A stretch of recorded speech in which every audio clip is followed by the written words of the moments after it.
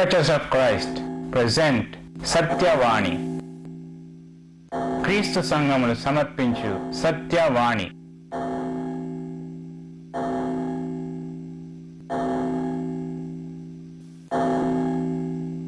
సత్యవాణి. యెహోవా సన్నిధిని సంపూర్ణ సంతోషము కలదు, ఆయన కుడి చేతిలో నిత్యము సుఖములు కలవు. నమస్కారం. క్రీస్తు సంఘములు సమర్పించిన సత్యవాణి కార్యక్రమానికి మరి ఒకసారి రాబిన్ గూటం మీకు హృదయపూర్వక స్వాగతం పలుకుచున్నాడు. క్రీస్తు సంఘములు సమర్పించిన ఈ సత్యవాణి కార్యక్రమంలో సత్యవాణి బృందం ద్వారా ఒక చక్కటి కీర్తన, అలాగే శక్తివంతమైన వర్తమానమును మీరు సహోదరులు జాషువా గూడెం ద్వారా వినుచున్నారు. సహోదరులు జాషువా గూడెం గారు ఇప్పుడు మనకి వాక్యం వినిపించక మునుపు సత్యవాణి బృందం ద్వారా ఒక చక్కటి కీర్తన విందాం. యెహోవా నీ కృపను బట్టి నిత్యము నేను కీర్తించెదను. యెహోవా నీ కృపను బట్టి నిత్యము నేను కీర్తించెదను. తరతరములకుని విశ్వాసతను, తరతరములకుని విశ్వాసతను నా నోటితో తెలియజేసెదను. యెహోవా నీ కృపను బట్టి నిత్యము నేను కీర్తించెదను. ఫలములను సగరి పావన పూజ్యుని, ఫలములను సగరి పావన పూజ్యుని పూజింతునే నిలమానకను.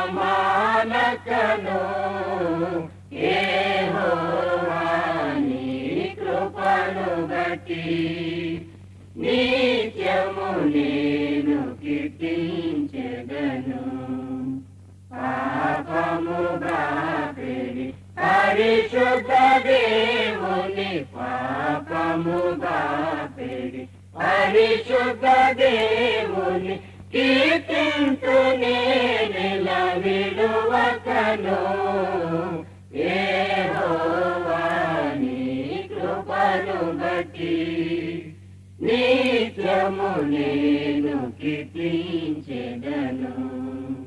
రక్షణను సగడి దివ్య సువార్తను, రక్షణను సగడి దివ్య సువార్తను చాటింతునే నెల నిరతమును. యెహోవా నీ కృపను బట్టి నిత్యము నేను కీర్తించెదను. చక్కటి కీర్తన వినిపించిన సత్యవాణి బృందానికి మా హృదయపూర్వక వందనములు. It's time now to call upon Brother Joshua Gutam to deliver the word of God. I present to you Brother Joshua Gutam. యేసు ప్రభు నామమున మీకు మరి ఒకసారి నా హృదయపూర్వక వందనాలు తెలియజేస్తున్నాను. దేవుడు మనకి ఇచ్చిన ఈ తరుణ కొరకు ఆయన స్తుతి చెల్లిస్తున్నాం. మీరు రాసినట్టు మంచి ఉత్తరాల కొరకు, చేసినట్టు ఫోన్ కాల్ కొరకు మరి ఒకసారి మా హృదయపూర్వక వందనాలు. బైబిల్ కోర్సు ఇంగ్లీష్లో అడుగుతున్నారు. ఇంగ్లీష్ భాషలో ప్రస్తుతానికి మా దగ్గర లేదని తెలియజేస్తున్నాను. యేసు ప్రభు ఈ లోకంలో ఉన్నప్పుడు ఆయన ఏం చెప్పారంటే తన శిష్యులతో, మీకు ఆవగింజంత విశ్వాసం అన్నట్లయితే ఈ కొండను ఇక్కడి నుంచి అక్కడికి పొమ్మంటే అది పోతుంది, గొప్ప పనులు మీరు విశ్వాసంతో చేస్తారని చెప్పినారు. ఈ అంశాన్ని కొంతవరకు గత పాఠంలో మనం నేర్చుకున్నాం. ఈ అంశాన్ని ఈ రోజు కూడా మరికొంత ధ్యానిద్దాం. ప్రభు యొక్క శిష్యులు ఒక యవనస్తునికి పట్టిన దయ్యమును వాళ్ళు పారద్రోలలేకపోయారు. యేసు ప్రభు వారు తమ అల్ప విశ్వాసం చెప్పిన దాన్ని పోగొట్టలేకపోయారని చెప్పారు. కానీ మన విశ్వాసం ఆవగింజంతుంటే సరిపోతుందని ఆయన చెప్పినారు అనమాట. అంటే స్వల్ప విశ్వాసం కంటే ఆవగింజంత విశ్వాసం ఉంటే అది గొప్పది. ఎందుకంటే ఆవగింజంత విశ్వాసం ఉంటే అది పెరగడానికి అవకాశం ఉంది. అది స్వల్పం మాత్రమే అయితే అది సంశయంతో కూడిన విశ్వాసం. అందువల్ల any faith that doubts is no faith at all. And faith goes out, fear comes in. And when faith comes in, the fear goes out. మన హృదయంలోనికి భయం వస్తే, భయం ఆందోళన వస్తే విశ్వాసం బయటకు పోతుంది. శిష్యులు భయపడ్డారు, సందేహించారు, విశ్వాసాన్ని కోల్పోయారు. యేసు ప్రభు దాన్ని అల్ప విశ్వాసం అన్నారు. It's as good as not having any faith at all. విశ్వాసం లేని ప్రజల వల్లే వాళ్ళు ఆనాడు ప్రవర్తించారు. కానీ ప్రభు కొరకు మనం గొప్ప కార్యములు చేయగలం, అది తప్పకుండా చేస్తాం. యేసు ప్రభు ఏమన్నారంటే ఆయన చేసిన పనుల కంటే తన శిష్యులు ఇంకా ఎక్కువ పనులు చేస్తారు, గొప్ప కార్యములు మీరు చేస్తారని ప్రభు తన శిష్యులకు వాగ్దానం చేశారు. నిజానికి ఆయన శిష్యులు నేడు కూడా గొప్ప కార్యములు చేస్తున్నారు. గొప్ప కార్యములు చేస్తున్నారని నాకు ఉద్దేశం స్వస్థత పరుస్తున్నారు, చనిపోయిన వాళ్ళు ఆవదిస్తున్నారని కాదు. కానీ ఈ కార్యాంతం అయ్యేసరికి క్రీస్తు యొక్క శిష్యులు ఎటువంటి గొప్ప కార్యములు చేస్తున్నారో దేవుని చిత్తం తెలుసుకుందాం. ఆవగింజంత విశ్వాసం ప్రదర్శించినటువంటి సంసోను గురించి గత పాఠంలో మనం తెలుసుకున్నాం. ఇవాళ దావీదు చేసినటువంటి గొప్ప ఆవగింజంత విశ్వాసాన్ని, దావీదు ప్రదర్శించినటువంటి ఆవగింజంత విశ్వాసాన్ని గురించి ఇవాళ తెలుసుకునబోతున్నాం. దావీదు ఇంకా చిన్నగా బాలుడు ఉన్న బాల్య వయసులోనే ఒక గొప్ప కార్యమును దేవుని కొరకు, ఆయన ప్రజల కొరకు చేసి దేవునికి గొప్ప విజయాన్ని సాధించాడు. దాని గురించి సమూయేలు మొదటి గ్రంథము 17వ అధ్యాయంలో మనకు వ్రాయబడి ఉంది. దావీదు ఫిలిస్తీన్ల శూరుడైనటువంటి గొలియాతును చంపినటువంటి సంఘటన మనకు అక్కడ దొరుకుతుంది. ఫిలిస్తీన్ల దండులో దేవుని ప్రజలను హింసించి దేవుని ప్రజలకు ప్రక్కలో బలిమలి ఉన్నట్టు ఫిలిస్తీన్ల దండులో గాతువాడైన గొలియాతు అని ఒక శూరుడు అన్నమాట. ఆ శూరుడు 6 మూల జీనడు ఎత్తు మనిషి, చాలా ఎత్తు మనిషి. తర్వాత అతని తల మీద రాగి శిరస్త్రాణం ఉండెను. అతడు యుద్ధ కవచము ధరించి ఉండెను. ఆ కవచము 5,000 తులముల రాగి ఎత్తు కలది. మరియు అతని కాళ్లకు రాగి కవచమును, అతని భుజముల మధ్యను రాగి బళ్ళెం ఒకటి ఉండెను. అతని ఈటెకర్ర నేతగాని ధోని అంత పెద్దది. మరియు అతని ఈటెకొన 600 తులముల ఇనుము ఎత్తు కలది. అతడు నిలిచి ఒకడు డాలు మోయిచు అతని ముందర పోవచ్చుండెను. అతడు నిలిచి ఇశ్రాయేలు దండు వారిని పిలిచి, యుద్ధ పంక్తులు తీర్చుటకై మీరెందుకు బయలుదేరి వచ్చి? నేను ఫిలిస్తీయుని కానా? మీరు సౌలు దాసులు కారా? మీ పక్షముగా ఒకని ఏర్పరచుకుని అతని నా ఎద్దుకు పంపుడి. అతడు నాతో పోట్లాడి నన్ను చంపగలిగినడలా మేము మీకు దాసుల మగుదుము. నేను అతను జయించి చంపినడలా మీరు మాకు దాస్యం చేదురు అని అతడు దేవుని ఆయన సైన్యములను తిరస్కరిస్తూ వచ్చాడు. మీరు నాతో పోట్లాడి ఒక నియమిస్తే నేను వానితో పోట్లాడతాను. మా ఇద్దరు ఎవడు చేస్తే ఓడిపోయిన వారి దండు లేకపోతే సైన్యము మీకు దాసులు, లేకపోతే వారు మాకు దాసులు అవుతారని ఇతను ప్రాపోజిషన్ చేశాడు. అయితే ఇతడు ఇంత ఆజానుబాహుడు, శూరుడు, వీరులా కనబడుతున్నాడు కాబట్టి, ప్రగల్భాలు పలుకుతున్నాడు కాబట్టి ఇశ్రాయేల్ సైన్యంలో ఉన్న వాళ్ళందరికీ అతను చూసి హడలెత్తిపోయారు. గాని బాలుడైన దావీదు అతన్ని నేను చంపుతానని బయలుదేరాడు. సౌలు రాజు అతన్ని ఎదుర్కొని, నీవు బాలుడువు, నీకు యుద్ధాన్ని గురించినట్టు ఏమీ తెలీదు. వాడైతే గొలియాతు అయితే బాల్యము నుండి యుద్ధాభ్యాసం చేసిన వాడు అని దావీదును నివారించడానికి సౌలు ప్రయత్నం చేశాడు. అయితే దావీదు ఏం చెప్పాడంటే, నీ దాసుడనైన నేను నా తండ్రి యొక్క గొర్రెలను కాయచుండగా సింహమును ఎలుగుబంటి వచ్చి మందలో నుండి ఒక గొర్రె పిల్లను ఎత్తుకొని పోవచ్చుండగా నేను దాన్ని తరిమి చంపి దాని నోట నుండి ఆ గొర్రెను విడిపించి తిని అది నా మీదికి రాగా దాని గడ్డము పట్టుకుని దాన్ని కొట్టి చంపి తిని మీ దాసుడైన నేను ఆ సింహమును ఎలుగుబంటిని చంపి తిని జీవము గల దేవుని సైన్యములను తిరస్కరించిన ఈ సున్నతి లేని ఫిలిస్తీయుడు వాటిలో ఒక దాని వలె అగుననియు సింహం యొక్క బలము నుండి ఎలుగుబంటి యొక్క బలము నుండి నన్ను రక్షించిన యెహోవా ఈ ఫిలిస్తీని చేతిలో నుండి కూడా నన్ను విడిపించడని చెప్పాను. చూసారా, దావీదు బాలుడైన ఆవగింజంత విశ్వాసాన్ని ప్రదర్శిస్తున్నాడు. నేను ఆ ఎలుగుబంటిని సింహాన్ని చంపాను కాబట్టి అతని మృగముల యొక్క బలం ద్వారా వీడి బలం ఎంత? దేవుడు తప్పుగా నన్ను విడిపిస్తాడు వీడి చేతిలోంచి, మనకు విజయాన్ని సాధిస్తాడంటే అందుకు సౌలు వెళ్ళు అని చెప్పి సౌలు తన యుద్ధ వస్త్రములను దావీదునకు ధరింపజేసి రాగి శిరస్త్రాణం ఒకటి అతని కట్టి యుద్ధ కవచము తొడిగించాను. ఈ సామాగ్రి దావీదునకు వాడుక లేదు గనుక తాను తొడిగిన వాటి పైన కత్తి పట్టుకుని వాళ్ళ కలిగినది లేనిది చూసుకున్నాడు. గాని దావీదు ఇవి నాకు వాడుక లేదు, వీటితో నేను వెళ్ళలేనని చెప్పి వాటిని తీసివేసి తన కర్ర చేత పట్టుకుని ఏటి లోయలో నుండి 5 నున్నని రాళ్లను ఏరుకొని తన యొద్దనున్న చిక్కములో ఉంచుకుని బడిసెల చేత పట్టుకుని ఆ ఫిలిస్తీని చేరువకు పోయాను. డాలు మోయేవాడు తనకు ముందు నడవగా ఆ ఫిలిస్తీయుడు బయలుదేరి దావీదు దగ్గరికి వచ్చి హేళన చేయడం మొదలుపెట్టాడు. అటు ఇటు చూచి దావీదుని చూచి దావీదు బాలుడై ఎర్రటి వాడును రూపసి అయ్యుండుటకు చూచి అతడు దావీదును తృణీకరించాడు. ఫిలిస్తీయుడు కర్ర తీసుకుని, నీవు నా మీదకి వచ్చినావే, నేను కుక్కనా అని దావీదుతో చెప్పి తన దేవతల పేరట దావీదును చెప్పించాను. నా దగ్గర రమ్ము, నీ మాంసమును ఆకాశ పక్షులకు భూమృగములకు ఇచ్చివేతునని ఆ ఫిలిస్తీయుడు దావీదు అనగా దావీదు ఏం చెప్తున్నాడంటే, నీవు కత్తియు బల్యమును ధరించుకుని నా మీదకి వచ్చున్నావు. అయితే నీవు తిరస్కరించిన ఇశ్రాయేలీయుల సైన్యములకు అధిపతి యెహోవా పేరట నేను నీ మీదికి వచ్చున్నాను. ఈ మాట గమని, సైన్యములకు అధిపతి యెహోవా పేరట మీద నేను నీ మీదికి వచ్చుచున్నాను. ఈ దినము యెహోవా నిన్ను నా చేతికి అప్పగించును, నేను నిన్ను చంపి నీ తల తెగబెత్తును. ఇశ్రాయేలులో దేవుడున్నాడని లోక నివాసులందరూ తెలుసుకున్నట్లు నేను ఈ దినమున ఫిలిస్తీన్ల యొక్క కళేబరములను ఆకాశ పక్షులకును భూమృగములకును ఇత్తును. అప్పుడు యెహోవా కత్తి చేతను ఈటి చేతను రక్షించేవాడు కాడని ఈ దండు వారందరూ తెలుసుకుందరు. యుద్ధము యెహోవాదే, ఆయన మిమ్మును మా చేతికి అప్పగించును అని దావీదు తిరిగి వారికి జవాబిచ్చాడు. చూసారా దావీదు యొక్క విశ్వాసం ఎంత గొప్పదో. దావీదు చేతిలో ఒక వడిసెల 5 నున్నని గులకరాళ్ళు మాత్రమే. గాని ఆ ఫిలిస్తీయుడైతే నానా యుద్ధ ఆభరణములను కవచాన్ని ధరించుకుని డాలును ఈటును చేత పట్టుకుని యుద్ధానికి సంసిద్ధుడై ఉన్నాడు. గాని యుద్ధము యెహోవాదే. భక్తుడైన యోహాను చెప్పినట్టు వారిలో ఉన్నవాడికి లోకంలో ఉన్న వారి కంటే మీలో ఉన్నవాడు గొప్పవాడు గనుక మీరు వారిని జయింతురు అని చెప్పాడు. దావీదు హృదయంలో విశ్వాసము ఆవగింజంత విశ్వాసమైన అది యుద్ధ భూమిలోకి వెళ్ళేసరికి అది పెరిగి పెద్ద అవుతున్నట్లు మనం చూస్తాం.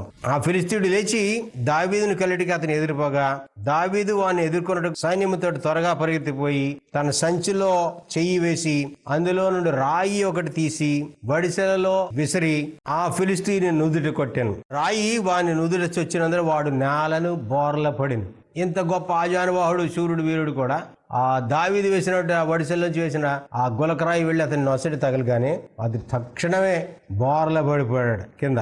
దావీదు ఫిలిస్తీన్ కంటే బలాఢ్యుడై ఖడ్గములకి వడిసెలతోనూ రాతితోనూ ఆ ఫిలిస్తీని కొట్టి చంపాను. వాడు బోర్ల పడగా దావీదు పరిగెత్తుకుని పోయి ఫిలిస్తీని మీద నిలిచుండి వాని కత్తి వరలో నుండి తీసి దానితో వాని చంపి వాని తలను తెగవేశాను. ఫిలిస్తీన్లు తమ శూరుడు చచ్చుడు చూచి పారిపోయి. అప్పుడు ఇశ్రాయేలు వారును యూదా వారును లేచి జయము జయము నరుచు లోయ వరకు షరాయిము అక్రోను వరకు ఫిలిస్తీన్లను తరుముగా ఫిలిస్తీన్లు హతులై షరాయిము ఎక్రోను మార్గమున గాదు ఎక్రోను పట్టణం వరకు కూలిది. అప్పుడు ఇశ్రాయేలీలు ఫిలిస్తీన్లను తరుముట మాని తిరిగి వచ్చి వారి డేరాలను దోచుకొనిరి. అయితే దావీదు ఆ ఫిలిస్తీన్ ఆయుధములను తన డేరాలో ఉంచుకుని అతని తలను తీసుకుని యెరూషలేమునకు పోయి రాజుకు అది తెలియజేశాడు అనమాట. చూసారా, ఇంత గొప్ప యుద్ధంలో, ఇంత భయంకరమైన యుద్ధ భూమిలో ఆవగించేంత విశ్వాసం ప్రదర్శించినట్టు దావీదు దేవుని కొరకు ఎంత గొప్ప కార్యం చేశాడు. కొండంత మనిషిని ఆ చిన్న వడిసెలతో చిన్న గులకరాలతో అంత మనిషిని కూడా నేలను కూలదోసాడు. అతను చంపాడు. దేవునికి గొప్ప ఘనత తీసుకుని వచ్చాడు. అందుకే ప్రభువారు ఏమనంటే, మీకు ఆవగింజంత విశ్వాసం ఉంటే ఈ కొండను ఇక్కడ నుండి పోయి అక్కడ పడమంటే అది పడుతుందని చెప్పాడు. మన విశ్వాసము నిజంగానే కొండలను పకలించగలదు, కొండలను కదిలించగలదు. మన జీవితంలో కొండంత సమస్యలు ఉండవచ్చు. మనం ఎదుర్కొంచిన సమస్యలు కొండ కంటే పెద్దగా ఉండదు, కానీ ఆవగించేంత విశ్వాసం ఉంటే వాటిని జయించవచ్చు. మన జీవితంలో మనం ఎదుర్కొనే కొండలు ఎటువంటివి అని మనం పరీక్షించినట్లయితే, మొట్టమొదటిసారిగా మన జీవితంలో పాపం అనే పెద్ద కొండ అది నివాసం చేసుకున్నది. ఈ పాపము కొండవలే అది మన హృదయాలు తిష్ట వేసి ఉన్నట్లయితే దానిని విశ్వాసం చేతనే మనం జయించగలం. అందువల్ల విశ్వాసము అత్యవసరం. మనము విశ్వాస మూలముగా నీతిమంతులముగా తీర్చబడుతున్నామని రోమీయులు రాసిన పత్రిక 5వ అధ్యాయం 1వ వచనం చెప్తున్నది. అయితే విశ్వాసం ఒక్కటి మాత్రమే చాలదు. మనుషుడు విశ్వాసం మూలమున మాత్రము కాక క్రియల మూలమునను నీతిమంతుడని తీర్చబడునని మీరు తెలుసుకొనవాలని యాకోబు చెప్తున్నాడు. యాకోబు రాసిన పత్రిక 2వ అధ్యాయం మనం చూసినట్లయితే అక్కడ యాకోబు ఈ సంగతిని చక్కగా విశ్లేషిస్తున్నాడు. మనకు చాలా మంది యేసు ప్రభువుని విశ్వాసం ఉంచుతున్నాము, ఆయనను రక్షకునిగా హృదయంలో అంగీకరిస్తున్నాము అని మాకు వ్రాస్తూ ఉంటారు. అలాగని హృదయంలో విశ్వసిస్తేనే సరిపోదు. కొంతమంది అపొస్తలుల కార్యములు 16వ అధ్యాయం 30వ వచనం చదివి ప్రభు అయిన యేసునందు విశ్వాసం ఉంచుము నీవును నీ ఇంటి వారును రక్షింపబడుదురు అనే మాట తీసుకుని నేను విశ్వాసం ఉంచగానే రక్షింపడ్డాను అనుకుంటా ఉంటారు. కానీ ప్రియులారా, విశ్వాసం ఒక్కటి మాత్రమే సరిపోదు. మన జీవితంలో తిష్ట వేసుకున్నట్టు కొండంత పాపము, ఆ పాపమును క్రియాజనితమైన విశ్వాసము చొప్పున మనం పారద్రోవాలి. The faith that works is the faith that saves అని మనం గమనించుకోవాలి. రక్షించినట్టు విశ్వాసమే క్రియ చేయునట్టు విశ్వాసం. యాకోబులో చెప్తున్నాడు 2వ అధ్యాయం 14వ వచనం చూస్తే, నా సహోదరులారా, క్రియలు లేనప్పుడు ఎవడైనను తనకు విశ్వాసము కలదని చెప్పినడలా ఏమి ప్రయోజనము? అట్టి విశ్వాసం అతను రక్షించగలదా అని చెప్తున్నాడు. దేవుడు ఒక్కడే అని నీవు నమ్ముతున్నావు. అలాగే నమ్ముట మంచిదే. దయ్యములను నమ్మి వణుకుతున్నవి. దయ్యములు కూడా యేసుప్రభువుని విశ్వాసం ఇచ్చాయి, గాని అవి పరలోకం చేరవు. అవి దయ్యాలు ఎందుకని? వాడి యొక్క అవిధేయత వల్లనే కదా. దయ్యములను నమ్మి వణుకుతున్నవి. వ్యర్థుడా, క్రియలు లేని విశ్వాసము నిష్ఫలమైనదని తెలుసుకొని కూర్చున్నావా? 24వ వచనం చెప్తుంటే, మనుషుడు విశ్వాస మూలమున మాత్రము కాక క్రియల మూలమునను నీతిమంతుడని ఎంచబడని గ్రహించుకోవాలని చెప్తున్నాడు. 26వ వచనం చెప్తుంటే, ప్రాణము లేని శరీరం ఎలాగ మృతము అలాగే క్రియలు లేని విశ్వాసము మృతము అని మనం గ్రహించాలి. కనుక మన హృదయాల్లో, మన జీవితంలో తిష్ట వేసినంత కొండంత పాపాన్ని మనం ఎలా పారద్రోలుతాం? విశ్వాసం వల్ల పారద్రోలుతాం. ఏ రకమైన విశ్వాసము? క్రియాపూర్వకమైన విశ్వాసం. ఇందాక మనం దావీదు గురించి చెప్పుకున్నాం. దావీదు నిజమే సౌలు దగ్గర చెప్పాడు, నేను సింహాన్ని ఎలుగుబంటిని చంపాను, ఇతను కూడా నేను హతం చేస్తానని నా విశ్వాసం నాకు ఉందని చెప్పి దావీదు ఆ విశ్వాసాన్ని క్రియేట్ చేసి చూపించకపోతే ఎవరు అక్కడ పని జరగదు కదా. మనం అనుకోవచ్చు యేసు ప్రభు దేవుడని నేను నమ్ముతున్నాను, దేవుని కుమారుడని నేను నమ్ముతున్నాను, నా హృదయంలో నేను రక్షింపబడ్డాన్ని నమ్ముతున్నాను అనుకునవచ్చు. మీరు అనుకున్నంత మాత్రమే సరిపోతుంది. దేవుని యొక్క వాక్యం ఏం చెప్తున్న తర్వాత మీరు విశ్వసించినడలా మీరు మారు మనసు పొందాలని వాక్యం చెప్తుంది. యేసు ప్రభువు అన్నారంటే మీరు మారు మనసు పొందనడలా మీరందరూ అలాగనే నశితురు అని ఆయన చెప్పారు. లోకావు రాసిన సువార్త 13వ అధ్యాయం 3వ వచనంలో. ఏలనగా అందరూ అంతటను మారు మనసు పొందవాలని ఆయన మనుషులకు ఆజ్ఞాపించున్నాడు అని అపోస్తలుల కార్యములు 17వ అధ్యాయంలో మనకు కనపడుతుంది. కనుక మారు మనసు ఒక ఆజ్ఞ. మన జీవితాల్లో ఉన్నంత కొండంత పాపమును మారు మనసు పొంది పారద్రోలుదాం. మారు మనసు అనగా ఏంటి? ఇంతవరకు చేసిన పాపాన్ని విసర్జిస్తానని నిశ్చయించుకోవడం, తర్వాత ఎక్కి మీద దేవుని మాటకు లోబడి చలిస్తానని నిశ్చయించుకోవడం. కనుక ఈ మారు మనసులో ఈ రెండు క్రియలు, ఒకటి turning back from sin and also turning towards God. దేవుని వైపు పాపము నుండి తొలగిపోవాలి, దేవుని వైపు చలించాలి. అది మారు మనసు. తర్వాత మారు మనసు అక్కడ మాత్రమే సరిపోదు. మీరు మారు మనసు పొంది పాప క్షమాపణ నిమిత్తం మీలో ప్రతివాడు యేసుక్రీస్తు నామమున బాప్తిస్మం పొందుడి అని అపోస్తలుల కార్యములు 2:38 చెప్తున్నది. పాప క్షమాపణ పొందాలంటే బాప్తిస్మం పొందాలి యేసుక్రీస్తు నామమున. యేసుక్రీస్తు నామం అంటే క్రీస్తు నామం మాత్రమే అని కాదు దాని అర్థం. యేసు ప్రభు వారు బాప్తిసం ఇచ్చే విధానం ఒకసారి చెప్పారు. మత్తయి రాసిన సువార్త 28వ అధ్యాయంలో తండ్రి యొక్కయు కుమారుని యొక్కయు పరిశుద్ధాత్మ యొక్క నామంలోనికి వారికి బాప్తిసం ఇవ్వడి అని శిష్యులను ఆజ్ఞాపించాడు. కనుక బాప్తిసం ఇచ్చినప్పుడల్లా కూడా బాప్తిసం పొంది ప్రతివాడు తండ్రి కుమార పరిశుద్ధాత్మని యొక్క నామంలోనికి వాళ్ళు బాప్తిసం పొందారు. ఈ బాప్తిసం యేసు నామముని ఇస్తున్నామంటే అర్థం ఏంటి? యేసు ప్రభు ఇచ్చిన అధికారం చొప్పున బాప్తిసం ఇస్తున్నాం అర్థం. ఆ అధికారాన్ని ఏ రీతికి వినియోగించాలని చెప్పారు ప్రభువారు? తండ్రి కుమార పరిశుద్ధాత్మ నామంలోనికి పాప క్షమాపణ నిమిత్తం మనం బాప్తిజం పొందాలి. కనుక మీ జీవితంలో కొండంత పాపం ఉన్నట్లయితే దాని విశ్వాసం చెప్పని మీరు జయించగలరు. పలానా సంగతి నా జీవితంలో పట్టుకుని వేధిస్తుంది, దీన్ని తప్పుగా నేను జయిస్తాను ప్రభు యొక్క వాక్యం వల్లని మనం నిశ్చయించుకోవాలి. చాలా మంది త్రాగుబోతులు ఉత్తరాలు రాస్తూ ఉంటారు, బాబు నేను దీనికి బానిస అయిపోయాను, దానికి బానిస అయిపోయాను, విడుదల పొందేటట్లు ప్రార్థన చేయడి అని మాకు రాస్తారు. నిజమే, అట్టి వారి గురించి అనుదినము ప్రార్థన చేస్తున్నాం. కానీ మా ప్రార్థన ఒక్కటే సరిపోదు, మీరు కూడా క్రియేట్ చేయాలి. ఏమది? నిశ్చయించుకున్నది కాకుండా బాటిల్ని వదిలేయాలి, ఆ సారా బుడ్డిని వదిలేసేయాలి, వ్యభిచారం అనే కొండను వదిలేసేయాలి, బూతులాడడం వదిలేసేయాలి, విసర్జించాలి, వీటిని పారద్రోవాలి. ఆవగించేంత విశ్వాసం మీరు మొదట ప్రదర్శిస్తే మీ హృదయంలో విశ్వాసం తప్పగా దేవుడు పెంపారు చేస్తాడు. తర్వాత మన జీవితంలో మరి ఒక కొండ ఉంది, ఫియర్ అండ్ డౌట్, భయము సంశయం. ఈ రెండు కూడా క్రైస్తవాతలను కూడా వేధిస్తూ ఉంటాయి ఎక్కువ. ఇంతకు ముందే చెప్పాను, మన జీవితంలో భయం ఎప్పుడైతే ప్రవేశిస్తుందో, మన హృదయంలో భయం ఎప్పుడైతే ప్రవేశిస్తుందో విశ్వాసం బయటకు పోతుంది. కానీ మన జీవితంలో విశ్వాసం ఎప్పుడైతే ప్రవేశిస్తుందో భయం బయటకు పోతుంది. When faith comes in, fear goes out. When fear comes in, the faith goes out అని మనం తెలుసుకోవాలి. కాబట్టి మన జీవితంలో ఉన్న ఈ భయము సంశయం ఈ కొండలను ఎలా జయిస్తాం? యోహాను ఇలాగ చెప్తున్నాడు. యోహాను రాసిన మొదటి పత్రిక 5వ అధ్యాయం 4వ వచనంలో, దేవుని మూలముగా పుట్టిన వారందరూ లోకమును జయించుదురు, లోకమును జయించిన విజయము మన విశ్వాసమే. This is the victory that overcomes the world, even your faith. మొదటి యోహాను 5:4. మన విశ్వాసము ఆవగించేంత విశ్వాసం ఉంటే మనం లోకమును జయించగలం. ఇది మన విశ్వాసముగా కోల్పోతే మన హృదయంలో సంశయము, భయము, ఆందోళన ప్రవేశిస్తాయి. పాత నిబంధన అంతా కూడా ఎక్కువ భయంతో కూడినట్టుంది. ఆదాం హవ్వలు పాపం చేయగానే వాళ్ళు భయపడి దాక్కున్నట్లు మనకు కనపడుతుంది. క్రొత్త నిబంధన అయితే భయపడకుడి అనే మాట మనకు ఎక్కువ కనపడుతుంది. భయపడకుడి, ఇదిగో మీకు లోకరక్షకుడు పుట్టి ఉన్నాడని దేవుని దూతలు ప్రకటించారు. ఈ ఆవగించేంత విశ్వాసం గురించి మరొకసారి చూసుకుందాం. ఇశ్రాయేలును దేవుడు తన మహోచితమైన కృప చొప్పున, బాహుబలం చొప్పున ఐగుప్తులోంచి వారిని విడుదల తీసుకుని వచ్చాడు. ఇన్ని లక్షలాది జనాన్ని తీసుకుని నాయకుడైన మోషే వాగ్దానం చేయబడి ఆ ప్రదేశమునకు తీసుకుని బయలు వెళ్ళాడు.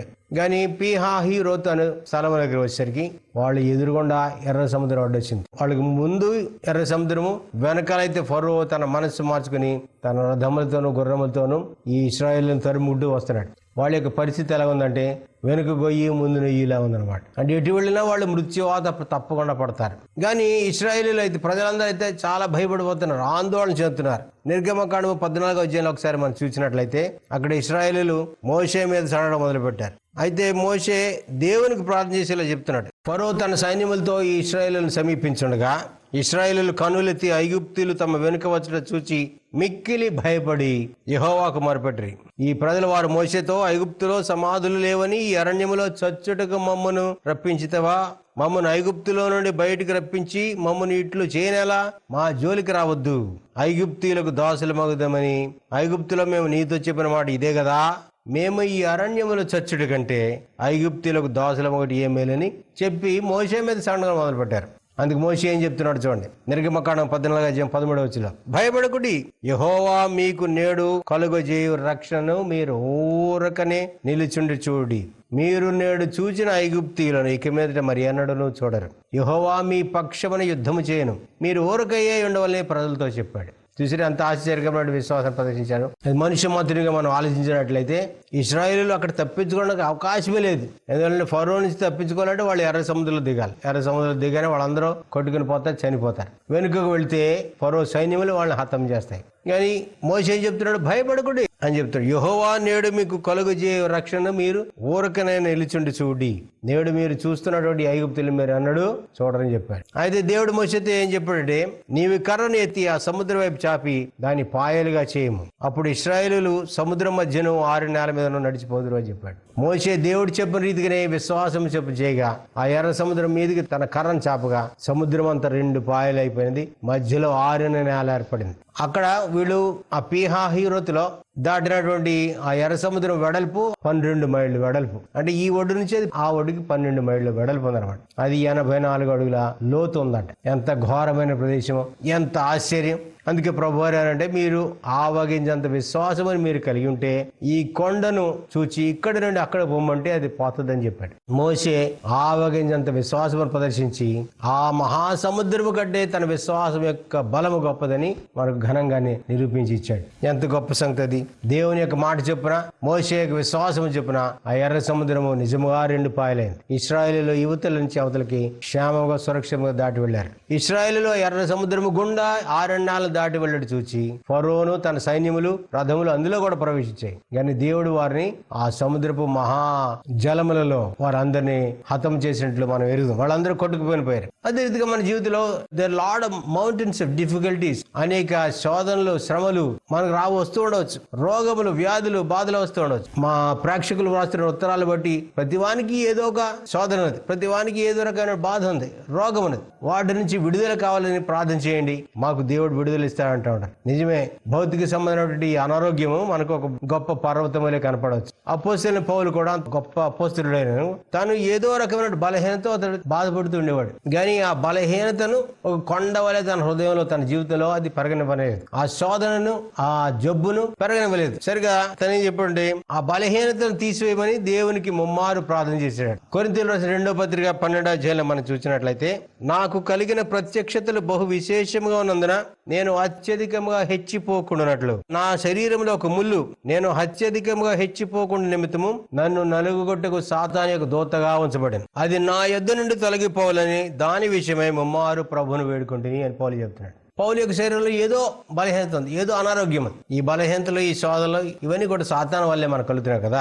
అయితే దాన్ని తీసివేయాలని ప్రభువుని ముమ్మారు ప్రార్థన చేశాడు. అయితే అందుకు నా కృప నీకు చాలును, బలహీనత యందు నా శక్తి పరిపూర్ణమగుతున్నదని ఆయన నాతో చెప్పాను అని పౌలు చెప్తున్నాడు. చూసారా, మనందరి జీవితంలో మనందరి శరీరంలో ఏదో రకమైన బలహీనత ఉంది. వృద్ధాప్యం వల్ల వచ్చే బలహీనత, యవ్వనం వల్ల వచ్చే శోధనలు, బాల్యం వల్ల వచ్చే బాధలు, ఇవన్నీ తర్వాత ఇంట్లో ఉన్న తల్లిదండ్రులకు ఉన్న శోధనలు, వాళ్ళ యొక్క అనారోగ్యం వల్ల నానా రకాల బాధలు మనం పడుతూ ఉండొచ్చు. కానీ ఈ బాధలు, ఈ శోధనలు ఇవే మన జీవితంలో కొండ వలె తయారైపోకూడదు. పౌలు వలె ఒకవేళ దేవుడు వాటిని తొలగించకపోయినా ఆయన మనకి ఇంకొకటి ఇస్తున్నాడు, నా కృప నీకు చాలును అన్నాడు. మన శోధనలు బాధలు జయించాలంటే ఆయన అపరిమితమైన కృపను మనకు ప్రసాదించి ఈ కొండ లాంటి సమస్యలు మనం అధిగమించే శక్తిని ఆయన తప్పగా దయచేస్తాడు. అదే రీతిగా నేటి క్రైస్తవ లోకం ఎదుర్కొంటున్నటువంటి మత శాఖలు అనే కొండ, వీటిని కూడా మనం విశ్వాసం వల్ల జయింపగలం.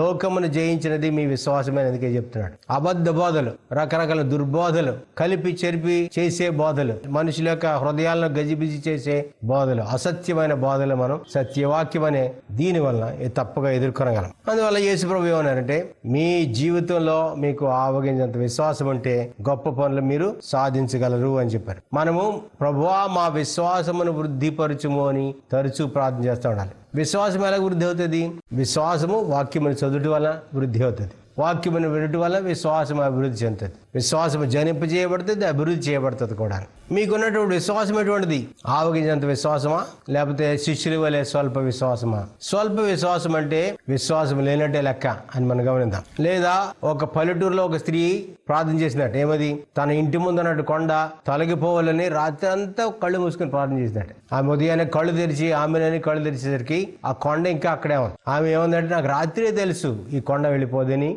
అని చెప్పిందంట. ఆమెకు అసలు విశ్వాసమే లేదు. మనం ఆ రకమైన ప్రార్థన చేస్తున్నామా? మనకున్నటువంటి శోధనలు, బాధలు, రోగములు పోవాలని ప్రార్థన చేస్తూ ఇవి పోవు అని మన మనసులో సంశయిస్తున్నామా? పాపాన్ని జయించాలంటే నేను జయించలేను అనే బలహీనత ప్రదర్శిస్తున్నామా? అలాగేనట్లయితే మన విశ్వాసం స్వల్పమైనది. మన విశ్వాసం వృద్ధి పొందాలి. దేవునిలో మనం ఎదగాలి. ఆత్మీయంగా క్రీస్తు ఆయన సంఘము దినదినము పెరగాలి. వాక్యమని విశ్వసించండి. యేసు ప్రభు దేవుని కుమారుడని నమ్మండి. హృదయపూర్వకంగా విశ్వసించండి. ఆయన వాక్యాన్ని ధ్యానించండి. విశ్వాసాన్ని వృద్ధిపరచుకోండి. ఆ వృద్ధి అవుటుతో మీరు మారు మనసు పొంది పాప క్షమాపణ నిమిత్తం క్రీస్తులోనికి బాప్తిజం పొందండి. రక్షింపబడండి. క్రీస్తు సంఘస్థులై మీ విశ్వాస యాత్ర కొనసాగించండి. దేవుడు తప్పగా మీ విశ్వాసాన్ని అభివృద్ధి పరచగలడు. మనకున్నటువంటి విశ్వాసము కొండలను పెకలింపగల విశ్వాసమైనా సరే, మన విశ్వాసము ప్రేమతో కూడి, క్రియతో కూడి, కార్యసాధకమైన విశ్వాసం అవ్వాలి. అందువలన మీరు విశ్వాసంలో ఎక్కడ ప్రవేశించారో అక్కడే ఉండిపోవద్దు. ఆత్మీయంగా పెరగండి. ఈ విషయంలో మా సహాయం మీకు అవసరమైతే తప్పకుండా మమ్మల్ని కాంటాక్ట్ చేయండి. మీకు సహాయకరమైన పుస్తకములు, కరపత్రములు, బైబిల్ పాఠములు ఉచితంగానే పంపగలం. మీకు నా వందనాలు. ఇంతవరకు మీరు క్రీస్తు సంఘ సువార్థికులు సహోదరులు జాషువా గుడం గారి ద్వారా దేవుని వర్తమానం విని ఉన్నారు. మీరు వినిన ఈ వర్తమానంలో మీకు ఏమైనా సందేహాలు, తలంపులు ఉన్నట్లయితే తప్పగా మాకు తెలియపరచండి. వాటిని దూరపరచడానికి మేము ఎల్లప్పుడూ సిద్ధమే. లేదా మీ దగ్గరలో ఉన్న క్రీస్తు సంఘాన్ని తప్పకుండా దర్శించండి. మా చిరునామా Satyavani, post box number 80, Kakinada, Andhra Pradesh 533001. మా టెలిఫోన్ నంబర్స్ 0884-236-3697 and 236-3722. తిరిగి వచ్చే మా కార్యక్రమంలో మళ్ళీ కలుసుకుందాం. అంతవరకు దేవుడు మిమ్మను దీవించునుగాక. యెహోవా యందు నమ్మిక ఉంచి మేలు చేయుము. దేశమందు నివసించి సత్యమును అనుసరించుము. ఆమేన్. యెహోవా నీ కృపను బట్టి నిత్యము నేను కీర్తించెదను. యెహోవా నీ కృపను బట్టి నిత్యము నేను కీర్తించెదను. తరతరములకుని విశ్వాస్యతను, తరతరములకుని విశ్వాస్యతను నా నోటితో తెలియజేసెదను. యెహోవా నీ కృపను బట్టి నిత్యము నేను కీర్తించెదను. ఫలములను సగరి పావన పూజ్యుని, ఫలములను సగరి పావన పూజ్యుని పూజింతునే నిలమానకను. యెహోవా నీ కృపను బట్టి నిత్యము నేను కీర్తించెదను. పాపము బాపెడి పరిశుద్ధ దేవుని, పాపము బాపెడి పరిశుద్ధ దేవుని కీర్తింతునే నిలవిడువకను. యెహోవా నీ కృపను బట్టి నిత్యము నేను కీర్తించెదను. రక్షణను సగిడి దివ్య సువార్తను, రక్షణను సగిడి దివ్య సువార్తను చాటింతునే నిల నిరతమును. churches of Christ salute you. క్రీస్తు సంఘములు మీకు వందనములు చెప్పుచున్నవి.